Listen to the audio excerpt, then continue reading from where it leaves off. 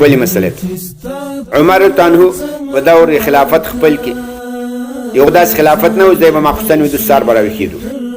نسې ماخوستن به ګش شروع که تر سهاره پورې به ګرځېدو په مدینه منورې کې والیانو ته هم دا ویلي وو تاسې به ګرځئ داسې به نه خوبونه به کوئ نو راغی یو کور ته دروازه یې ونه ټکوله د کور له منځه غږ راځي یو ښځه شعرونه وایي شعرونه راچېږي خو مطلب یې داسې ده وایي که د الله ویره نه وای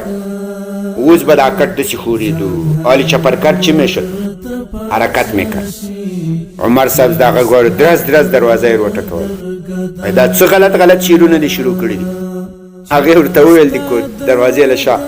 وایي هغه څه پېژنې زه د امیرالمؤمنین ده وایي الله دې په امیرالمؤمنین رحم وکړي چې ما خاوند جهاد ته لیږلی ده دا د کال یې پوره شو بس ما ته هم داتې په چپرکټ کې جذبه راغله دا یو څو شعرونه مو وویل ما هم دیگه جذبه ما آمد همین شعرها را گفتم اگر ترس الله نمی بود حالی چپرکت شور می خورد یعنی زناکی به مبتلا بود عمر صاحب ډېر خپه شو دا خو د ما له فیصلې نه دا غلط شعرونه ویل کېږي راغی خپلې لور ته یې وویل حفصې رضی الله عنها ته د نبي اسلام بیبي ته وایي حفصې ته ما ته ووایي یوه بیبي له خاوند نه څونه وخت صبر کولی شي یک زن از شوهر خود چقدر صبر میتونه هغې اول نه ورته ویل شرم یې کول د شرم خبره وه نو بیا عمر صاحب قسم وکړو چې تا دې په الله قسم ما ته به وایې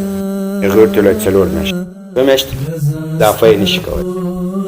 د دې نه وروسته عمر صاحب امر صادر کړو